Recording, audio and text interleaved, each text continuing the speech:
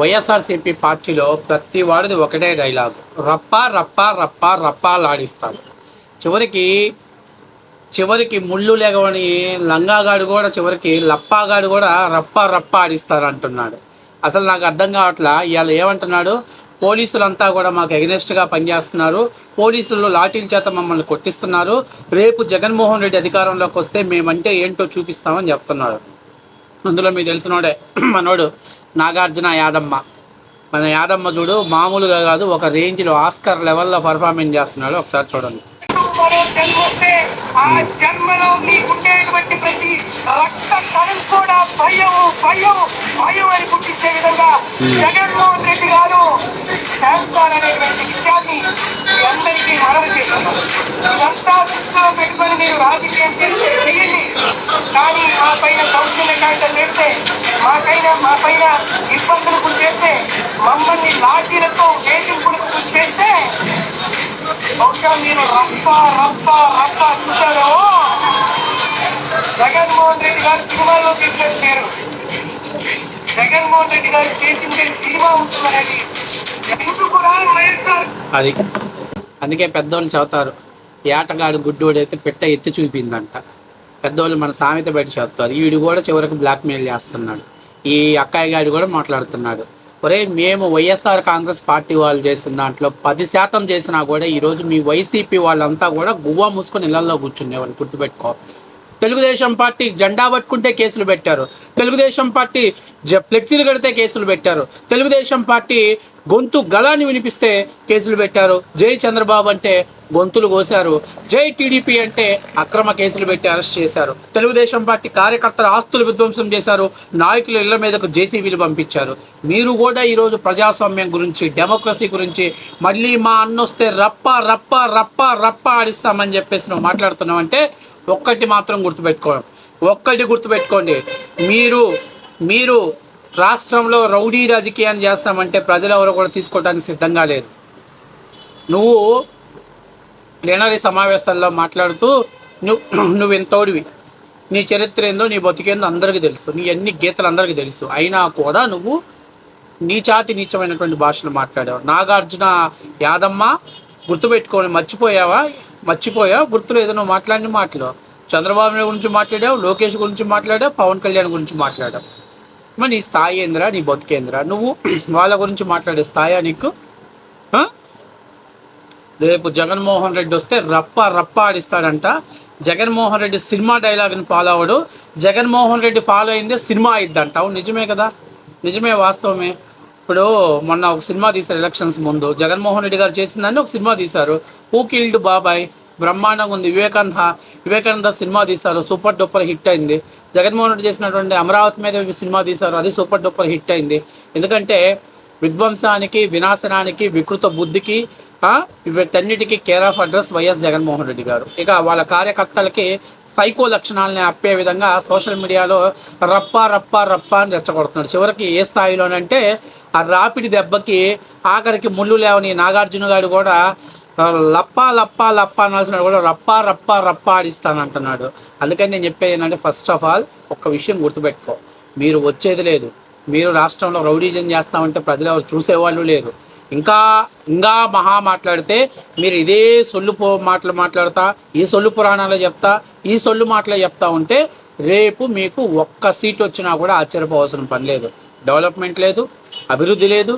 గత 5 ఏళ్లలో విధ్వంసం, వినాశనం ఇదే ఆంధ్రప్రదేశ్కు పట్టినటువంటి నవగ్రహాల్లా పట్టారు. ఒక పప్పు అభివృద్ధి అని చెప్పుకోవాలంటే గాంజాయి, లేకపోతే డ్రగ్స్, హెరాయిన్, ఇవన్నీ ఆంధ్ర రాష్ట్రంలో కేర్ ఆఫ్ అడ్రస్గా వచ్చారు. ల్యాండ్, శాండ్ మాఫియాలతోటి రాష్ట్రాన్ని ఎదరగొట్టారు. రాష్ట్ర ప్రజలందరూ మీ పరిపాలన చూశారు కాబట్టి ఇక జన్మలో మీ పరిపాలన రాకూడదని మీరు సిద్ధమా అని చెప్పేసి VFX కెమెరాలు పెట్టి ఒక చోట గ్రీన్ మ్యాట్లు వేసి 10 మంది ఉన్న దాన్ని 10,000 మందిని చూపించి, అట్లాగే జగన్మోహన్ రెడ్డి వై నాట్ 175 నా ఎంట్రుక కూడా పీకలేరంటే ప్రజలు గుండు కొట్టి 11 సీట్లు ఇచ్చి పక్కన పెట్టారు. కాబట్టి ఇప్పటికైనా మీరు తెలుసుకోవాల్సిందంటే ఇట్లాంటి సోది డైలాగులు కాకుండా మీరు తెలుసుకోవాల్సింది, మీరు ఎక్కడైనా పబ్లిక్ మీటింగ్ పెడితే జగన్మోహన్ రెడ్డి గారు ఇది డెవలప్మెంట్ చేశాడు, చంద్రబాబు నాయుడు గారు ఇది చేరుకోలేకపోయారు, దాన్ని ఆ డెవలప్మెంట్ అచీవ్మెంట్ చేరుకోలేకపోయాడు, దీని గురించి మాట్లాడితే బాగుండు. మేము వస్తే వేసేస్తాం, నరికేస్తాం, కుమ్మేస్తాం, తలకాయలు ట్రాక్టర్ల కింద తొక్కేస్తాం, మామిడికాయలు తొక్కేస్తాం, లేకపోతే చినా చెట్లు నరికేస్తాం, అరటి చెట్లు నరికేస్తాం, ఎదురొస్తూ తెలుగుదేశం పార్టీ కార్యకర్తలు తరలబగల కొడతాం అని ఇట్లాంటి డైలాగులు చెప్తే రాష్ట్రంలో మళ్ళీ రాజారెడ్డి రాజ్యాంగం అది పెట్టారు. ట్రిబుల్ అంటే రాజారెడ్డి రాజ్యాంగం అంట ట్రిబుల్.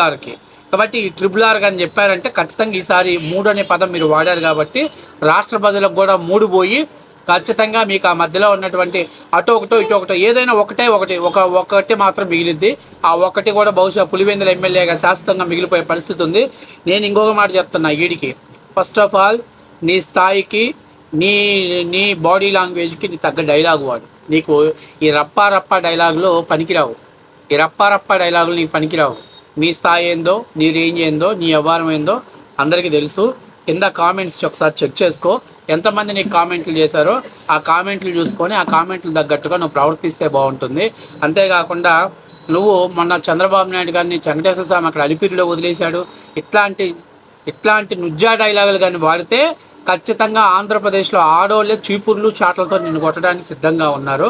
నేను ఇంకొక మాట కూడా నీకు క్లియర్గా చెప్తున్నా, వచ్చి ఆంధ్ర రాష్ట్రంలో జగన్మోహన్ రెడ్డి రావాలని వైఎస్ఆర్సీపీ నాయకులు కార్యకర్తలు కళ్ళగంటున్నారే కానీ రాష్ట్ర ప్రజలు కానీ న్యూట్రల్గా ఉండేవాడు ఎవరు కూడా ఆంధ్రప్రదేశ్లో ఒక్కటే, జగన్ రహిత రాష్ట్రం, వైసీపీ రహిత రాష్ట్రం, గంజాయి రహిత రాష్ట్రం, అభివృద్ధి కోసం ఆకాంక్షించే రాష్ట్రం ఆంధ్రప్రదేశ్కు జగన్మోహన్ రెడ్డి వద్దుబో, గంజా వద్దుబో, జగన్ వద్దుబో. ఇదే నిదానాన్ని ఆంధ్రప్రదేశ్లో క్లియర్గా వినిపిస్తుంది.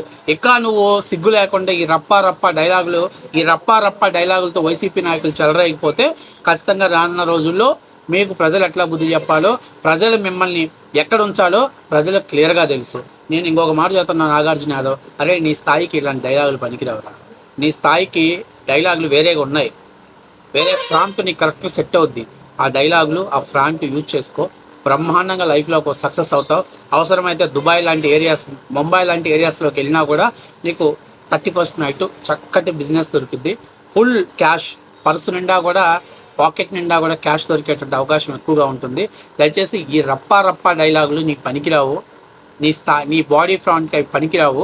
కాకపోతే నేను ఒకటి చెప్పేది ఏంటంటే, ఆ డైలాగులు మానుకొని నీకు పనికొచ్చే డైలాగులు, నీకు సెట్ అయ్యే డైలాగులు, అర్థమైందా? విశాఖలో వై జంక్షన్ దగ్గర ఉంటారు, వాళ్ళ దగ్గరికి వెళ్తే నీకు ట్రైనింగ్ ఇస్తారు. చక్కగా ట్రైనింగ్ తీసుకొని 2029 ఎట్లాగో జగన్మోహన్ రెడ్డి అధికారంలో రావడం అనేది కళ్ళ కాబట్టి వాళ్ళతో పాటు కలిసి వెళ్తే కాస్త అయినా నీకు కలెక్షన్ వచ్చేటువంటి అవకాశం ఎక్కువగా ఉంటుంది.